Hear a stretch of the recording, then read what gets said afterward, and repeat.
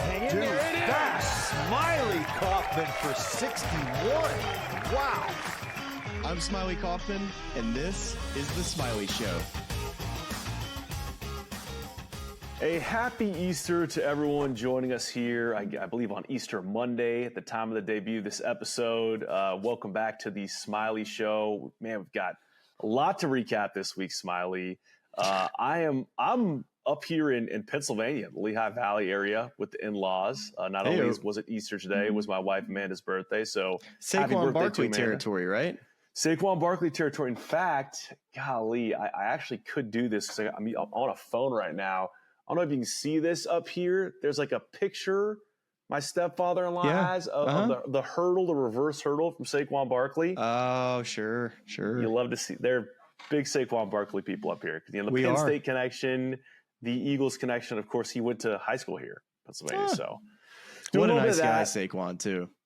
He's the best. He's a buddy from Valhalla, PGA Championship, where I wonder if he's going to be there this year with T-Mobile. That's a good question.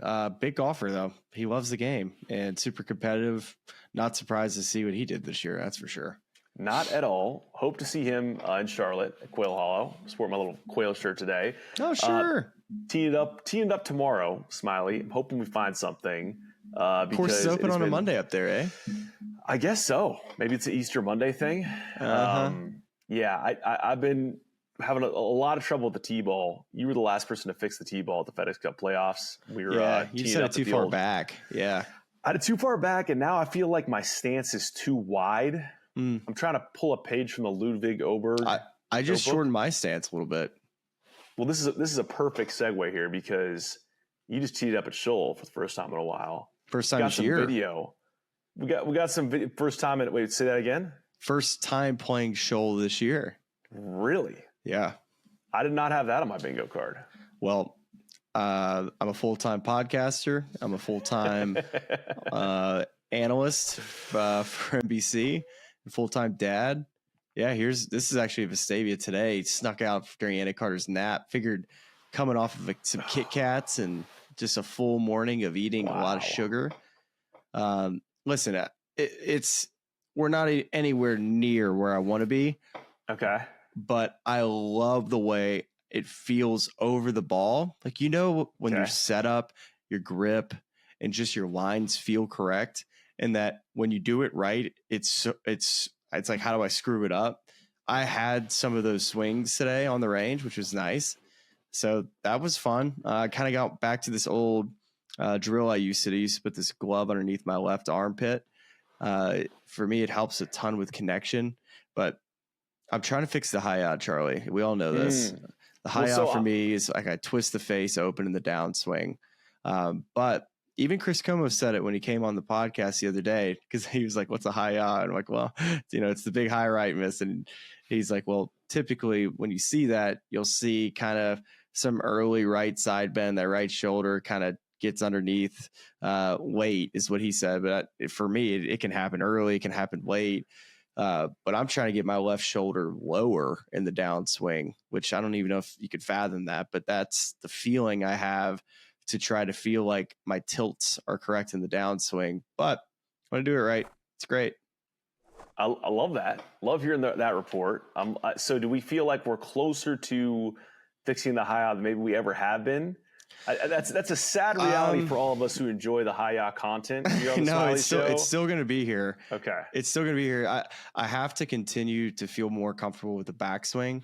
Like once the backswing gets to where I don't have to think about that as much, like set up, backswing, then I can just focus on downswing feels. When you have to think about getting to the right positions on the way back and think about the feeling out of the top, the swing isn't long enough to be able to think about setup, backswing, and downswing. So there's just a lot of thinking over the ball, and eventually I'd like to be able to get out of the thinking and just playing. But I played the following day of Vestavia, and my poor brother, my poor buddy AV. I told them I would tee my ball up, and it was like, you guys just hit. I'm going to continue to like long pre-shot routines, trying to like really dial in these feels. And I actually hit it pretty good, but it just took a long time for me to play that round. It was kind of a nightmare. I apologize to them after every hole. Listen, you got to do what you got to do to get those feels embedded. You've not been a help to the PGA Tour's initiative to add in distance measuring devices and speed up pace of play this week with that long round. Yeah, we got to get to that as well. But, you remember all this like slow play discussion that was just during that West Coast. It's all anybody want to talk about. There's a reason why nobody watches the PGA Tour. It's because we don't use rangefinders. It was the dumbest thing ever. The only difference and reason, guys, you can tell when you're on TV when things feel slow and when they're not slow is when there's threesomes versus twosomes. That is it. And so every time you turn on the TV in the West Coast, beginning of the year before daylight savings, it feels slow, and it is, because I'm out there and it is slow. But there's nothing you can do about it. We're going to find out. They're going to gather the data, and this week's going to be one that turns out to be pretty good because they played in twosomes today. I didn't watch enough of it this week. I watched most of Sunday, but did you happen to see caddies using rangefinders? I'm sure they were all doing it, but you did see it visibly? Yeah, that was the topic du jour. Was that we were having a little combo Easter celebration and birthday party over at the in-laws' place, and they said, "Hey, when they start to be able to use rangefinders on tour?" It's funny you should ask. This is a 4-week trial period heading into the PGA Championship. I got to try out all my Big J journalist golf chops at the old gathering of the in-laws this week. Say, hey, look, this is I'm surprised I started there. Zurich would have been a great spot to start because that's a classic. All right, well, I'm in the fairway. Why don't you try to go at the green here? What's that cover over there? Nice to be able to just quickly do that. Yeah. Well, they'll use them next week at the Zurich. They're going to use them, I think, all the way through the Truist. And then I believe, and I don't know if I'm correct here, but I believe the PGA of America continues to allow distance measuring devices. So I think you can use rangefinders at the PGA. Do I have that correct? I have no idea. I think they've used it in years. We'll fact check myself on that later. All right, so the caddy typically will always still walk off their numbers, and if they need to check stuff, they will. Players will probably still have their same routine as well. But what's really nice is when, holes that have weird angles, or if you're using a different tee box and you just want to confirm what the cover numbers are with the rangefinder, you can shoot, let's say the 14th hole, you're playing a tee up today at Hilton Head, and you wanted to shoot the cover number online at the pin. What's the bulkhead cover? Mm-hmm. You always have that in your book, but as a player, while your caddy's doing all that, it'd be fun not fun. It would be nice just to quickly just have that reassurance of, okay, this club for sure covers, because that's at times when conversations probably get too long. Yeah, I think to your point, this is something we're going to discuss later on, but I really do think it boils down to that it's not going to make as much of a difference as going from threesomes to twosomes will. It's worth checking out if it mirrors what's happening at all other levels of the game outside of professional competition. It probably makes sense to integrate it in the same way that the rollback golf ball, whenever that lands, that sort of rollout should match the whole thing as well. But it's certainly an interesting one. I think this is a nice little tangent off of if twosomes becomes too slow, I would be all in for onesomes. That would be quite the entertainment. Can you imagine? Yeah. I think onesomes. I think maybe even just play 1 9 on Thursday and play the other 9 on Friday. Just really break it up to package this thing up for TV. Monday through Sunday, just 9 holes every day. 9 holes a day. Yeah, no just more package in the little 30-minute rounds. TV window and call it a day. That's for the Gen Zs. There you go. The attention span. See, we're changing the game. We're changing the game. Yeah, exactly. We're coming up with a lot fresh of ideas. This is really, we're leading into Zurich Classic Week, which is the week that I've suggested strongly needs to move to the fall as a prep for Ryder Cup, President's Cup. Still working on that one. The field, they're lucky they got Rory and Shane coming, because the field is kind of lacking, I think. What do you think when Rory wins the green jacket, does all of his celebrations, heads back to Ireland, at what point do you think he realizes he has to defend at Zurich and is coming to... Dude, you tell me I got to go play the first time back. Not that he wouldn't want to play with Shane Lowry. It's actually kind of a great place to do it, but it's probably got to be the lowest thing on his priority list right now. Is playing. I seriously think that they probably requested a Thursday afternoon tee time. I think they're just gonna fly in Thursday morning. It would be amazing.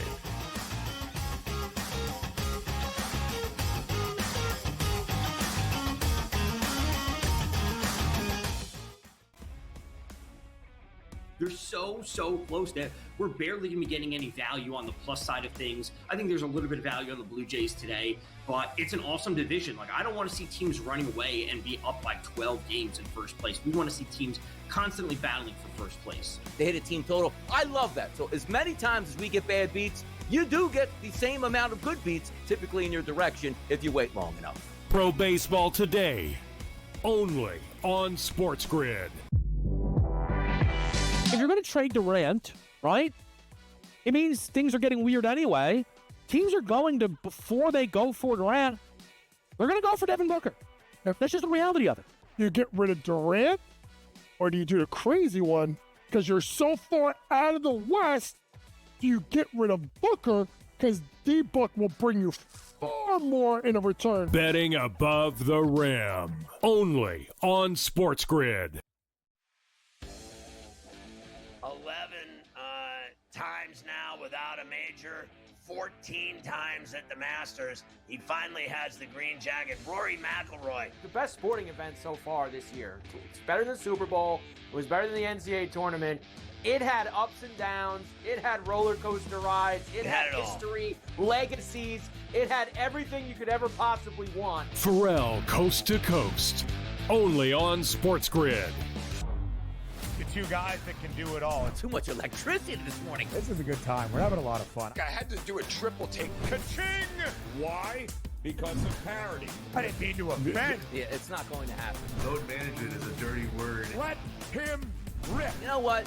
Circumstances provide the results. What? How do you do this once? Oh, Donnie, you got such a good show there. A network that is booming. The Early Line, only on SportsGrid.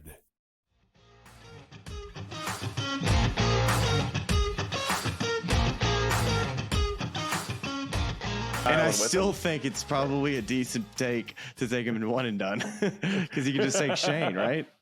You can just take Shane. That's exactly right. Yeah. I have no idea what shape we'll see Rory in at TPC Louisiana. I mean, do you think he's going to care at all, or is I he just like hope the whole week he just plays in Mardi Gras beads, just is walking around with what's that big green drink that always the hurricane or the hand grenade. Grenade. One of the two. Yeah. That's all I want to see is that walking around with just beignet powder all over him.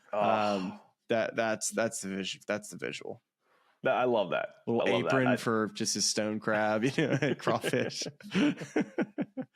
Just snacking in the middle of shots. He's got beignet powder all over his grips. Like, don't even clean him, Harry. We're just here to kind of show some face and jet out.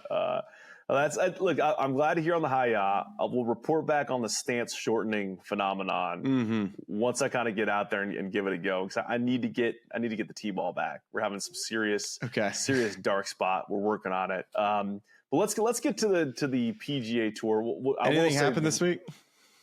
And just a few things. We do have to, in somewhat somber fashion, say rest in peace to Jay Sigel, one of the greatest amateurs in the history of the game of golf, a Walker Cup legend, passed away, I guess, from some pancreatic cancer, I guess the side effects around that, but just, battling with cancer and losing him, I believe, at the age of 81. Amateur legend in the game of golf. So RIP to Jay, and our thoughts and prayers going to your family. So let's get over to the RBC Heritage at Harbor Town. And Smylie, obviously a lot to unpack with Justin Thomas's win. Here's where I want to start. Is you have we did on the show a number of weeks ago. You give us a ranking of all the PGA Tour venues. I think the way you were sort of profiling these was in the order that provides excitement for PGA Tour events. The best finishes. You had PGA National high on that list because of the bear trap. I want to know where Harbor Town ranks on your courses where I want to tee it up with the boys and delete a million beers and have a good time sort of list of PGA Tour venues. Like the places you most want to play Smylie Kaufman on tour, where does Harbor Town land? It's not high up there. Really? It's too narrow, man. But it looks like fun, though. It looks like a cool course. It's got a lot of character to it. Listen, I love walking it. I love watching it. I don't want to play it. I never played in Harbor Town. It was the one PGA Tour event that I never played in because I always thought it was too narrow. And it's nothing against the event. It's a fantastic event. And I was so jealous walking the grounds the last couple of years and thinking to myself, man, I would have loved to have played this event. And listen, it's just some courses don't fit your eye. It just doesn't fit my eye. Do you derive any sort of enjoyment or pleasure from playing at a place that is a cool course? It's a well-designed course that holds some historic, precedent in the game of golf, but it just does not suit Smylie Kaufman's golf game. Like, where is that on this list? Listen, I mean, there's not a whole lot of courses that fit a big miss. Like there's not many golf courses in the world that fit a high. So if I'm playing decent, dude, I would love to play out there. I've played out there before. As far as where it ranks, as far as playing with your buddies, you got to remember, like you did mention buddies. Like these guys can't keep it in play either. So that's the other problem. That's a good point. So fair point.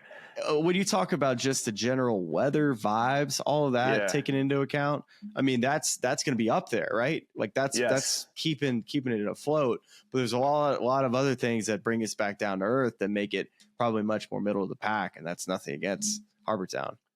Yeah, I mean, it seems like a great place to hang out. I love all the flowers and the visuals, and you're kind of getting that South Carolina low country feel. Yeah, I mean, definitely some narrow sightlines. Ironically, TPC Craig Ranch may be the place that suits, you just hit it anywhere, living AstroTurf. I'm not going to ask you to comment on TPC Craig Ranch, but I'm just saying, it's a little food for thought there.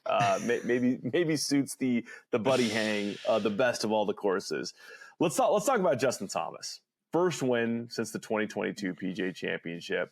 Saw Jill there. We saw little Molly there. Molly, full head of hair, by the way. She grew it in quick since November. I mean, good for her to get her first win. I thought this was interesting, Smylie, just looking at the stats from this week, because JT, when you go back and you look at the ranks here, it was the week off the tee was good early. He shoots at 61 on Thursday, and it just good. I mean, that round was stupid. Unreal. But over the course of the week, it was actually off the tee. He was kind of middle of the pack and then kind of maybe even struggled at times. His approach, of course, is always elite in that category. Around the green was, 14th in the field. Tee to green was 11th in the field.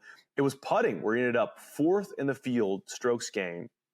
And this is something that we've talked about with JT. If he gets a hot putter, he can win any event he tees it up in. And this week it looked like there was a ton of confidence. It looked like he was, the pace was good. He was reading the greens well. I mean, this has got to be a huge confidence builder for him, given that club has been sort of a hot and cold thing for JT in years past. Yeah, it's been tremendous improvement for him this year. When you've looked at the stats over the last couple of years, the putter has been something that's definitely let him down.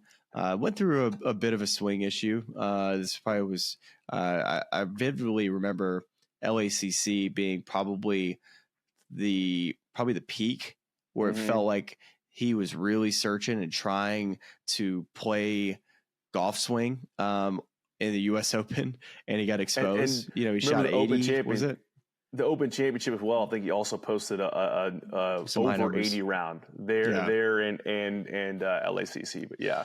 Well, he's made big time improvements in that putting category this year. I think we've just continued to just talk about how close JT's been to winning, and none closer than how close it really felt at the Valspar, where he's got that 3-shot lead. Of course, Victor makes that putt. So really it was a 2-shot lead. Victor still got 3 to play, or 4 to play, and he had 3 to play. And Victor just, finished like a dang champion, and JT, made a couple bogeys coming down the stretch. So, feel like that one kind of slipped through his fingers a little bit.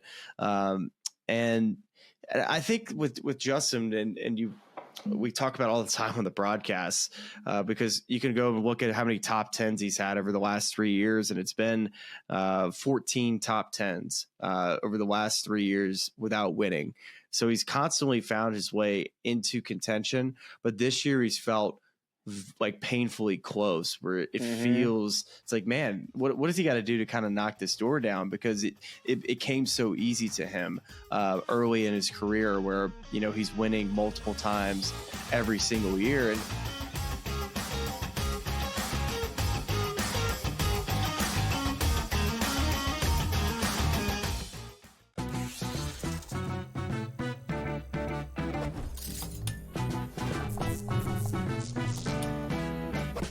knows how to show love to our everyday heroes. So if you're a first responder, you are in for some perks. Lots of hotels and casino offer big discounts to any first responders who can show valid work or volunteer ID. So treat yourself to a discounted stay. You deserve it. See you in Las Vegas. Let's get lucky.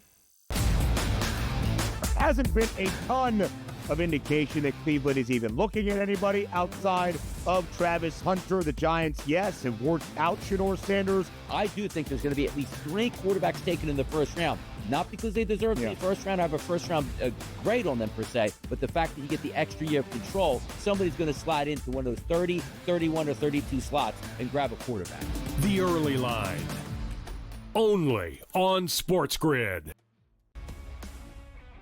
They're so close that we're barely going to be getting any value on the plus side of things. I think there's a little bit of value on the Blue Jays today, but it's an awesome division. Like, I don't want to see teams running away and be up by 12 games in first place. We want to see teams constantly battling for first place. They hit a team total. I love that. So as many times as we get bad beats, you do get the same amount of good beats typically in your direction if you wait long enough. Pro Baseball today, only on SportsGrid.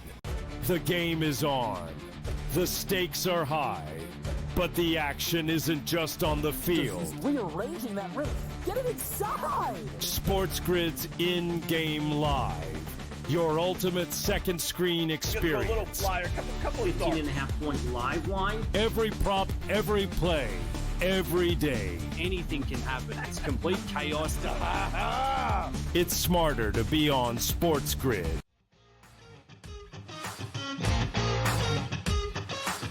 And I think that's interesting too. It's an interesting conversation to have about how players, when they're young, how easy it is for them to be able to win not only just once, but win consecutive year over year. And then all of a sudden, when when the game of golf catches up to you, when it always does, a very few have been able to keep Tiger level of consistency over, decade span, right? It's, for the most part, guys have their hot runs, and for the most part, they always are chasing to get back to that level, where Justin played at a very high level for a very long time. So our expectation for Justin was that he's a player that should win at least twice every year. And when he has a 2-win year, that's a down year. So expectations as a fan, you're thinking, when he doesn't win 3 years in a row, you're thinking this guy's lost. He's got no game left. He's all, you can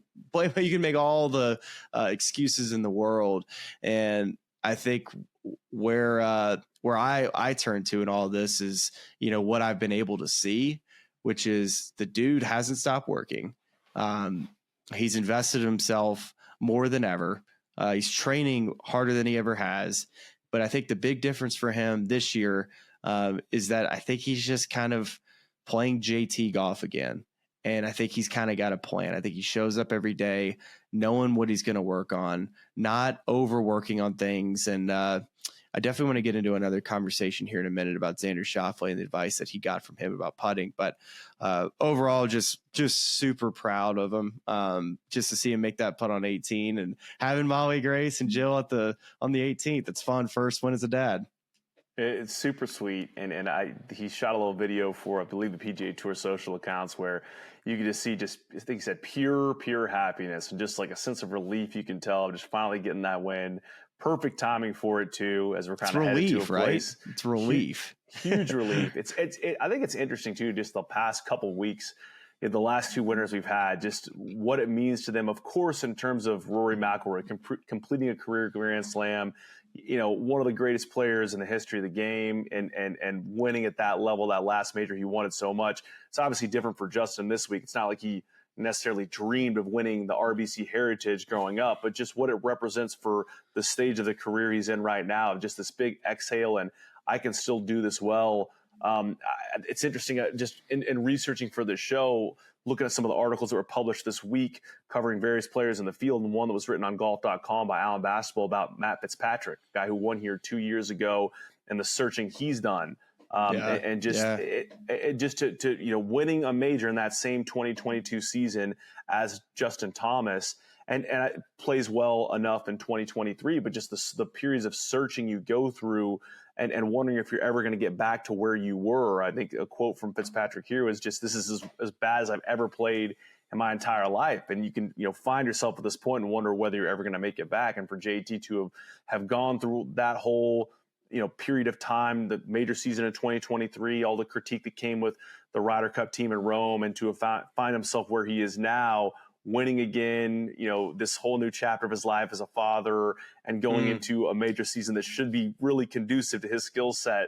It's got to feel great for him. Well, I think especially just, the expectations, like you said, coming into a major season, how high they are, not only for him, like he expects to win majors and play well and contend. So coming off of Augusta, where if you look at just the overall week, it was a pretty piss poor week for him. He never really got it going. He kind of looked lackluster out there, didn't have his best stuff, but just to turn around the next week, show up, shoot 61, and then be able to close it out. It's not easy when you go out and shoot that type of a round on Thursday.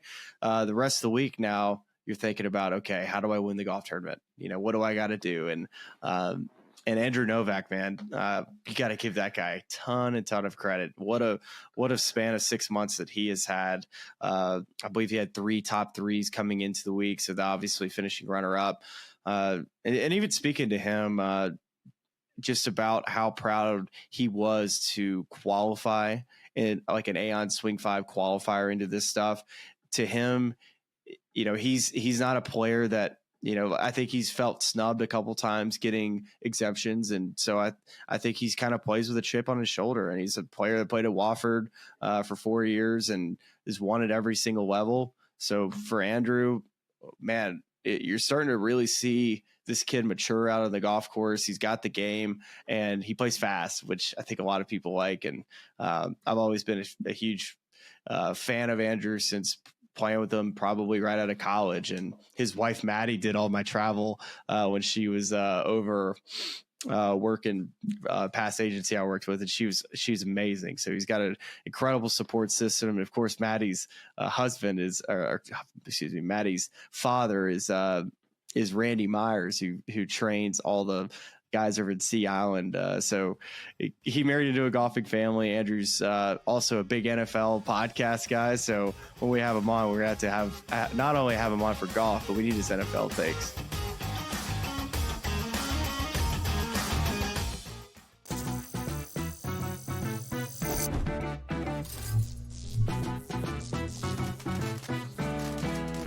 Here's a tip. Some machines and online games have higher average payouts than others. Want to try to maximize your odds? Well, do some research online to find games which have the highest RTP or return to player percentage. So now, go get lucky. See you in Las Vegas. Let's get lucky. The two guys that can do it all. Too much electricity this morning. This is a good time. We're having a lot of fun. I had to do a triple take. Ka-ching! Why? Because of parity. I didn't mean to offend. Yeah, it's not going to happen. Load management is a dirty word. Let him rip. You know what? Circumstances provide the results. What? How do you do this one? Oh, Donnie, you got such a good show there. A network that is booming. The Early Line, only on SportsGrid. They're so close that we're barely going to be getting any value on the plus side of things. I think there's a little bit of value on the Blue Jays today, but it's an awesome division. Like, I don't want to see teams running away and be up by 12 games in first place. We want to see teams constantly battling for first place. They hit a team total. I love that. So as many times as we get bad beats, you do get the same amount of good beats typically in your direction if you wait long enough. Pro Baseball today, only on SportsGrid. The game is on. The stakes are high, but the action isn't just on the field. He's rearranging that ring. Get it inside! SportsGrid's in-game live. Your ultimate second screen experience. Just a little flyer, couple of 15.5 point live line. Every prop, every play, every day. Anything can happen. That's complete chaos. It's smarter to be on SportsGrid.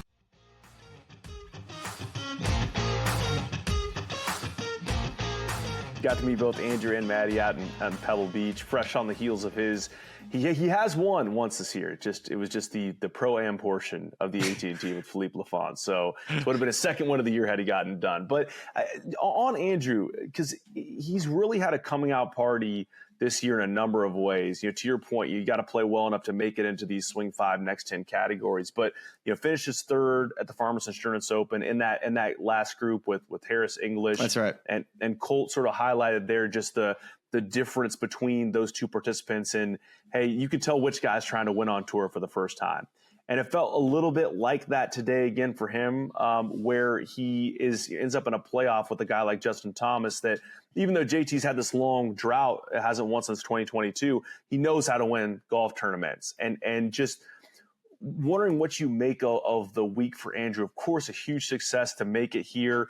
Probably an amazing memory having friends and family, having attended Wofford and South Carolina being a special place for him, having all those people support him as he goes toward it. But just the things he needs to work on in his game, because I think I texted you just observations about like his pace when he's putting. He's obviously a phenomenal ball striker, but just some of those spots where, you need to really kind of make it easy on yourself in terms of a 2-putt or even the putt he makes at 18 and gives it a little too much speed on the high side where he can win the golf tournament there. What do you take away from this week for Andrew Novak?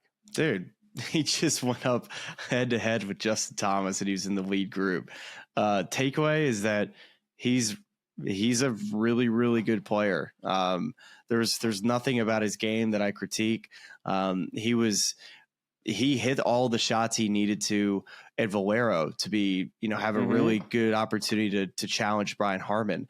And T3 there as well. Well, that doesn't tell the whole story because he really was this close to having an outright lead, hanging at the back nine, hits one of the most flush shots I've seen this season, and just totally was a misclub. And I think there's been times in which it's actually, he's fun to watch because he gives great insight and conversations with him and his caddy. You could tell he's very intellectual in the way he looks at the game of golf, and he's wears kind of his emotions and his thoughts on his sleeve, which I genuinely like in a player when I watch them. I don't like when players don't say a whole lot because you don't really get to know who they are as a competitor. So that's been a cool part to watch with Andrew on TV. But dude, he's 15th in the FedEx Cup. He's made $4.5 million this year.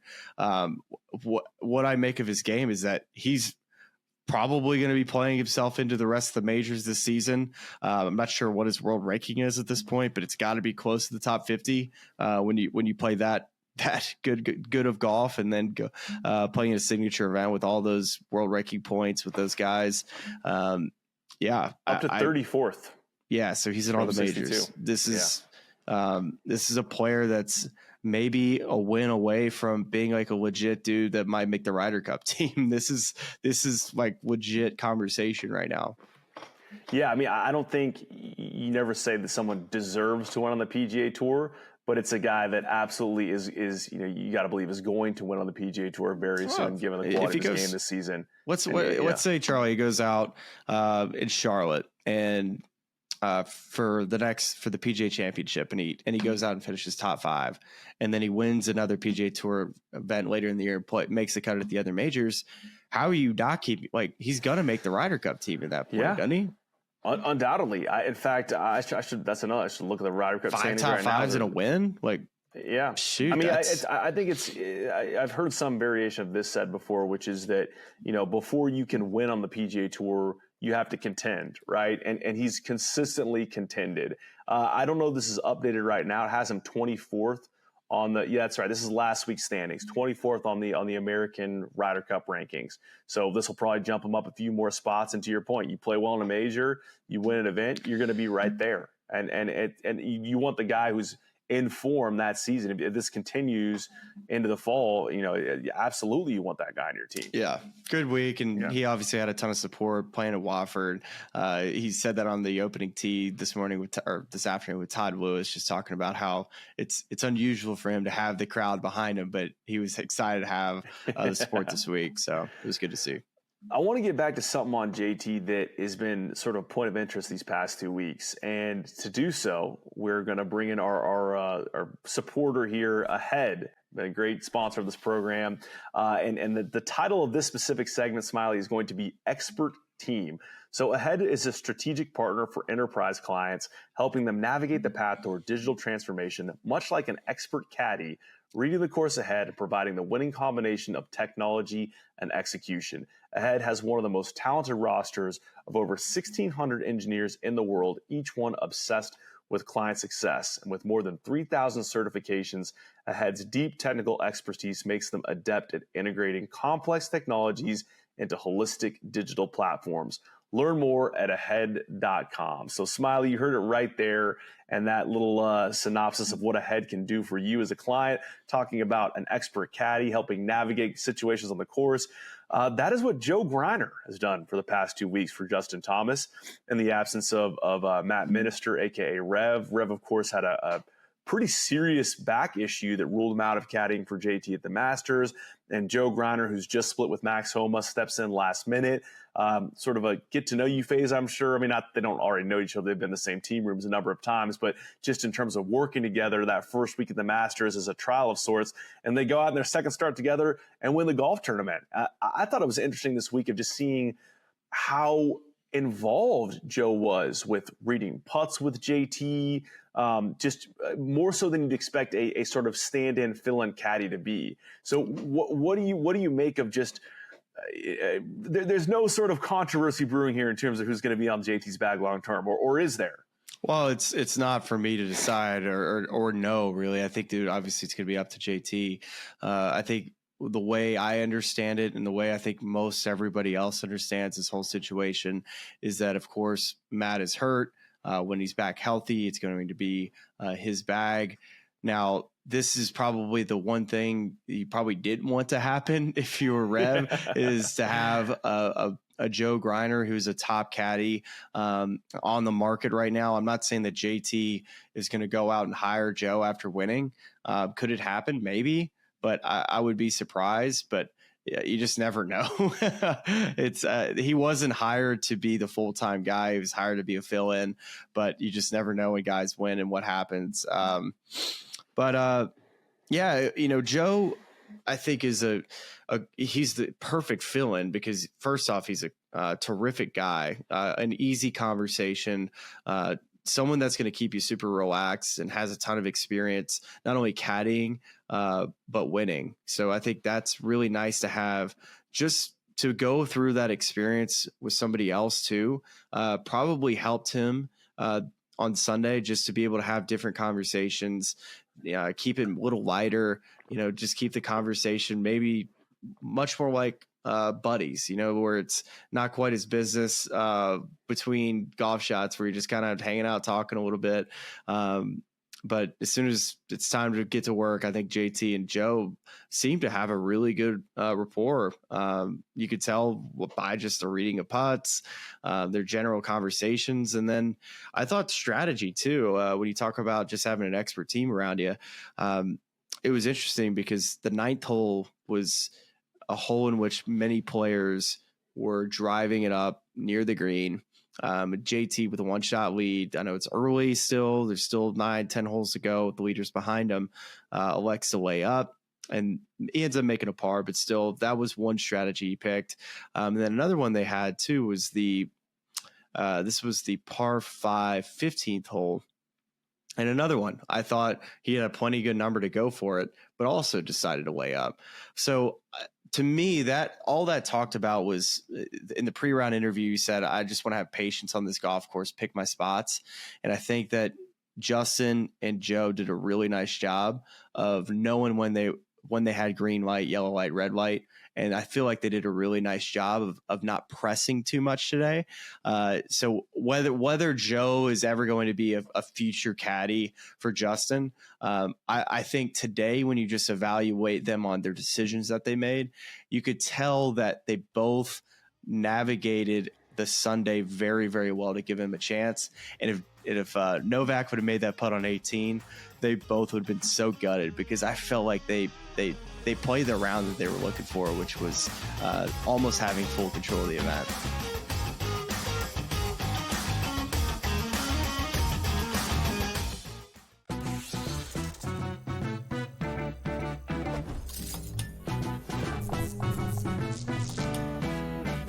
Vegas knows how to celebrate. If you're headed to Vegas for your birthday, plan ahead to get all the birthday freebies the city has to offer. Just by showing your ID, you could get free cash play, scratch cards, drinks, and food at various venues on the Strip. Now, go get lucky. See you in Las Vegas. Let's get lucky. Okay, what tools can you use to measure those things a bit? And that's where you have like force plates and 3D motion and you know, launch monitors, things like that. But that's all just sort of like measuring what's happening. That doesn't necessarily explain why one guy's really good and another guy's not really good. And that's where there's still kind of like this ongoing, how do you like continue to do research to understand that better? And I think that's going to last well past my lifetime. The Smylie Show, only on SportsGrid.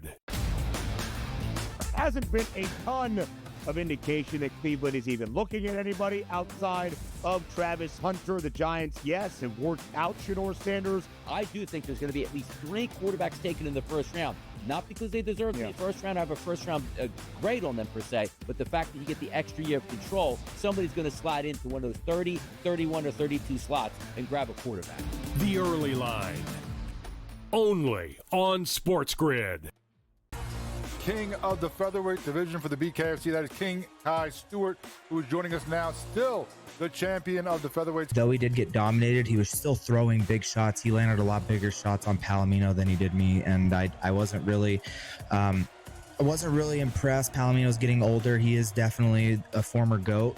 He has done amazing things in this sport, but it's just my time. Only on SportsGrid.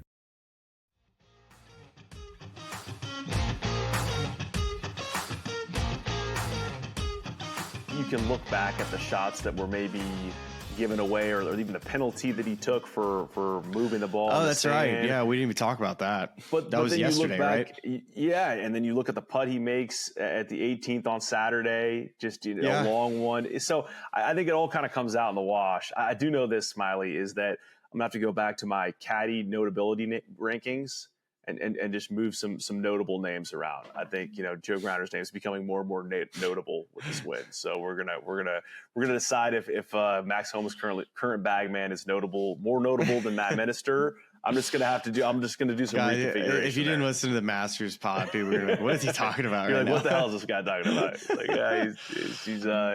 We're defining notability. It's not even worth getting into. To sum up the whole deal and all that, the two people that probably were just like, that's not really what I was looking for this week was probably Revy, and then also probably Max. Max is probably just like, man, I'm so happy for you, but this kind of sucks. It's gotta suck, man. What does that? Because you got to imagine, I'm not going to ask you to like share anything that's private or confidential, but like you got to imagine that Max and JT probably have a pretty solid relationship with guys that have been in U.S. team rooms a number of different times that have pulled the same rope toward achieving a goal and don't seem like they're at odds when they play against each other on the PGA Tour. So you want to see a guy like that play well. Is there any sort of like if you see your old caddy win an event with a friend, is there any sort of like, hey, maybe don't take that guy full time out of deference? Man, this is JT did not hire Joe Greiner away from Max Homa. Like they had already split. This was old news. JT had to find a fill-in for the Masters, and the best available guy on the market, the best free agent was Joe Greiner, and Revy couldn't go another week. So I was like, dude, do you mind working another week? And they win. And so here we are. JT's going to definitely be off the following week. I don't know what's the week after Zurich. Byron Nelson? Probably 2 weeks off. So imagine the next time he tees it up. I thought he was like one of the biggest Craig Ranch guys out there. So we'll have 2 weeks off, and then he'll be Philly. So we'll be interested to see if he'll be up to Philly Cricket Club. Yeah, goodbye Truist. Yeah, that'll be interesting to see. So let me just throw one more into that expert team as defined by our partners at Ahead. Tell me a little bit about this anecdote you were sharing about Xander Schauffele and the putting advice he gave to JT. I'm glad you brought it up because I definitely wanted to talk about this again. There was I'm not sure who the media member was that asked JT about his improvement in his putting this season, but JT gave a nugget, man. I didn't even know this. Is that he asked Xander Schauffele at the end of the year to come out and watch his putting. I don't know where they went, somewhere in Jupe, I assume. And Xander just goes out there and just, I imagine in just some gym shorts watching JT going to putt. And JT he's been a little bit lost with the putter. I think trying a lot of different things, whether it's technique, how he sees and reads greens. He went through an aim point period, if you recall that time. Also has changed grips here and there. So he's kind of bounced around all these different ideas about putting. And I think Xander Schauffele, to sum it up, questioned Justin on just about everything, and JT's answer to all these things would be like, well, I used to do this. And I think the summary was that JT realized, it's like, well, I guess I really don't have a plan. I used to have a plan that I was so good at following. And he said it was almost hard now to be able to just go out and work hard at the things you're really good at, versus going out and working on the things you're not so good at, but you're trying to find all these different things to try to find the perfect way to do it. And I think he just realized, it's like, you know what? I was a pretty good putter back in 2017. I used a string. I read greens this way, and this is how I putted. And I think he's just kind of gone more back to that. And the word that they used was home base. JT, I think, finally feels like he's got his home base to go back to. So after a round where it doesn't feel right, he goes back to his home base. So for me, it's always going to be a chalk line and string. I'm going to get on there, make sure all my lines are square, make sure the stroke feels right. And then I get back off of that and I go compete on the putting green against myself. And then for the most part, that's how I was able to go to the next round and be ready to go. For JT, he would go finish his round and he would be like, does my right arm look high? Do I, on this left or right putt, do I need to feel more of this? So I think he was just trying to find all these, different things to try to make his putting perfect. Where I think that just put more stress on his putter and on his mind. So where he was thinking about it too much. What percentage of tour pros would you say have a full-time putting only coach?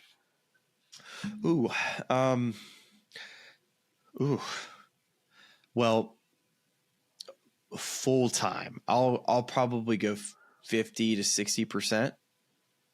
It seems about right. I think there's 50% of the guys that have a full-time guy. I would say the next 30% have a guy they go to that maybe isn't full-time. And then maybe the other 10 to 15, 20% of guys don't have a putting coach. It's probably actually more like 50-50 of 50% of guys have one. And then 48% of guys probably see a guy or time or two. And then 2% of guys that never had a coach. Well, because it just strikes me, even in what you're saying, is that if you're talking about the full golf swing, if you have a set of things you're working on with your coach, and then you let's say you didn't see that coach for a while, it'd be easy to start making these small if you didn't have a home base, let's say, like JT establishes with Xander, it's easy to kind of get away from it and start focusing on all these things and stacking all these little things you think you need to be working on, but you're getting away from this core thing you're building. And if you're seeing a swing instructor on a regular basis and sending video over, they can kind of keep you focused. Hey, we don't need to worry about that. We're working on this for XYZ reasons. Whereas with the putting, and again, you tell me if I'm wrong here, but just based on what you're telling me here, it feels like that one, if you don't have a guy looking on a regular basis, or you don't have someone you trust, maybe for JT, it's been his dad for a while, whatever, system you use. But if you don't have someone that can kind of give you your North Star in terms of putting, it'd be easy to get away from that. And it's less commonplace, because I got to assume 100% of the guys on tour have a swing instructor. Maybe there's some aberration from time to time, like a Bubba Watson, but by and large, you got to imagine most guys have a swing instructor for every single week, whereas that's not as commonplace with putting, at least what I'm hearing from you. Yeah, I mean, and coaching isn't easy. I mean, these right. players, one shot means so much. So when a player wants to get a lesson from a guy, or if it's their coach that they've had a very long time, it's very easy to get away from home base.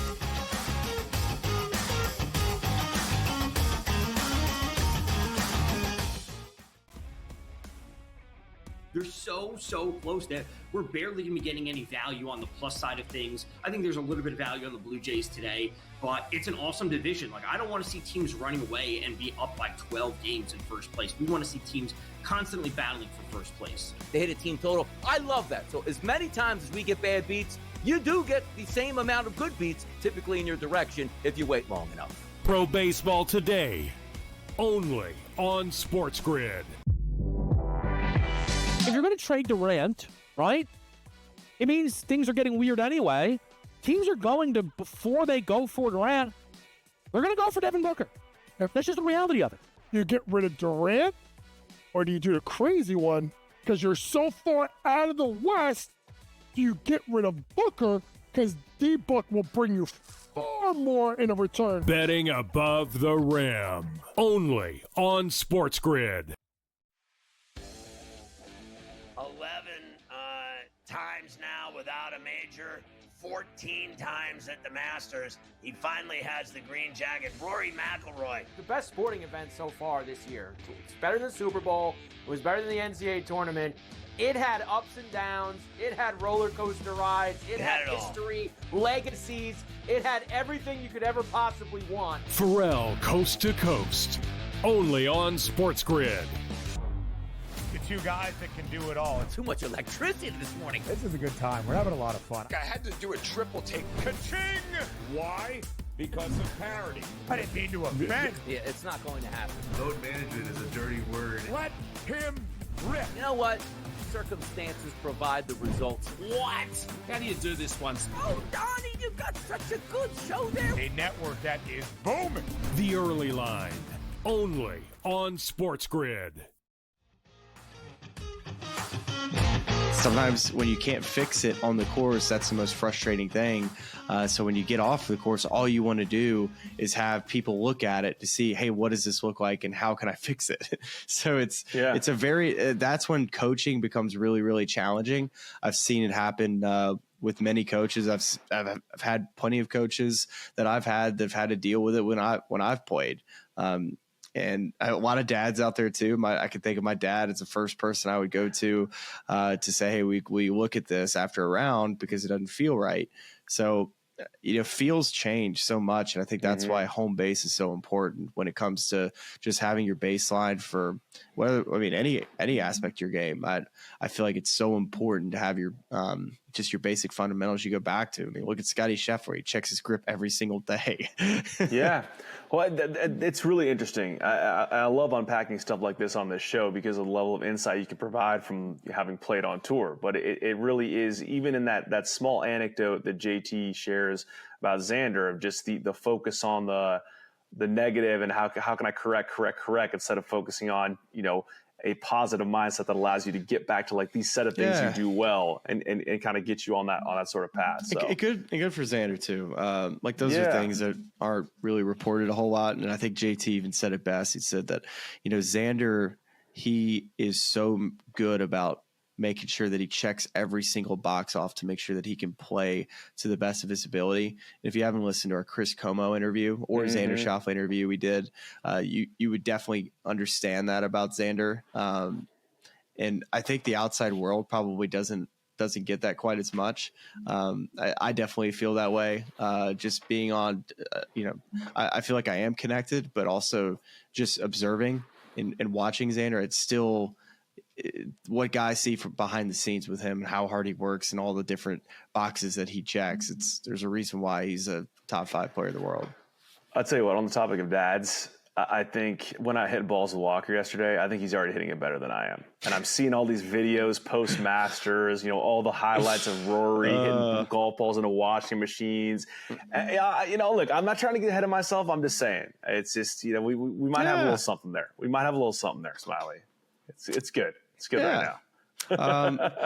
I assume we're probably about to wrap up on RBC Heritage, and so we are. I was going to take us over to the Corrales Punta Cana Championship. Do you have any final thoughts on that? I wanted just to give you a final thought on this RBC Heritage.